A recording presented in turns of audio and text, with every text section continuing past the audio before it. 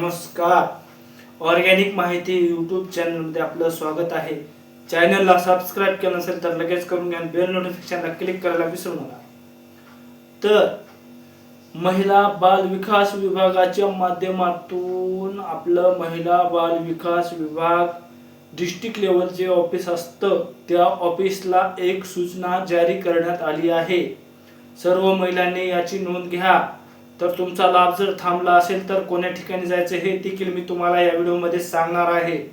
त्याच्यासाठी हा व्हिडिओ शेवटपर्यंत 100% पहा, जेणेकरून प्रत्येक योजनेची अपडेट ही तुम्हाला मिळत राहणार आहे.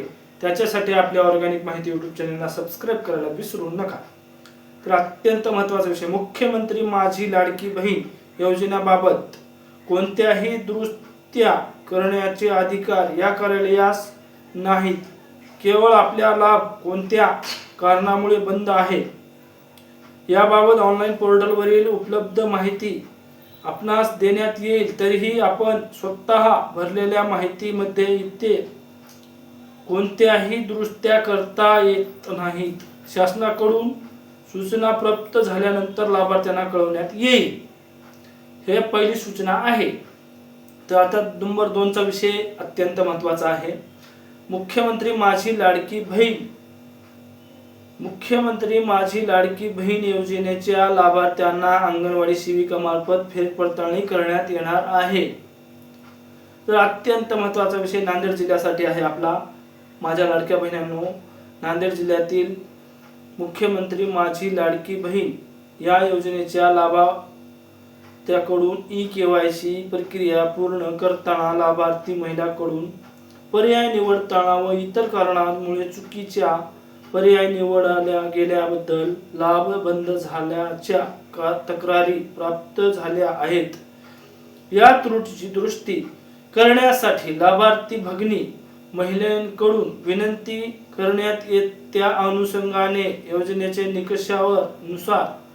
निकषानुसार हे पॉइंट महत्त्वाचा आहे, लक्षात असू द्या माझ्या लाडक्या बहिणींनो.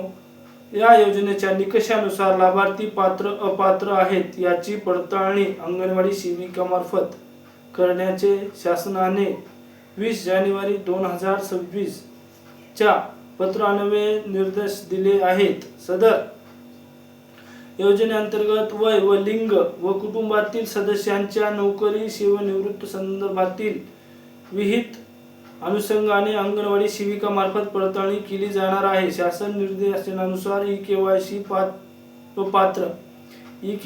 पात्र ठरलेल्या लाभार्थ्यांच्या याद्या बाल विकास प्रकल्प अधिकारी कार्यालयामार्फत, हे अत्यंत महत्त्वाचा विषय आहे आपला, बाल विकास प्रकल्प अधिकारी कार्यालयामार्फत अंगणवाडी सेविका यांना देण्यात आलेले आहेत.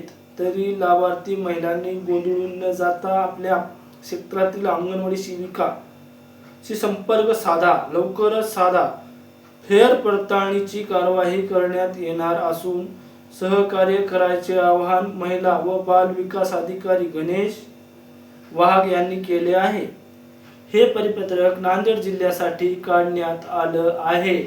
नांदेड जिल्ह्यामध्ये मुख्यमंत्री माझी लाडकी बहीण योजनेचे जे लाभार्थी असतील महिला माझ्या बहिणी, त्यांचा जर लाभ थांबला असेल तर तुम्हाला कोण्या ठिकाणी जायचं या प्रश्नाचं उत्तर या व्हिडिओमध्ये मी तुम्हाला दिलं आहे. तुम्ही लवकरात लवकर तुमच्या गावातील अंगणवाडी सेविकाशी संपर्क साधायचा आहे. अंगणवाडी सेविकाकडे रिकामं जायचं नाही. एक विनंती अर्ज,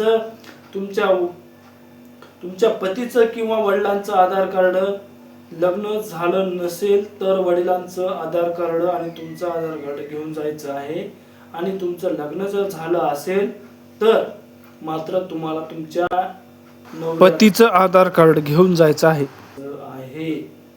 तिथं गेल्याच्या नंतर व्यवस्थित घाई गडबड करू नका. अगोदर ऑनलाईन पद्धतीने कुणीही ई-केवायसी, ज्याला ई-केवायसीची माहिती नाही त्या व्यक्तीकडून तुम्ही ई-केवायसी करून घेतल्याबद्दल तुम्हाला लाभ थांबण्याची वेळ आली आहे.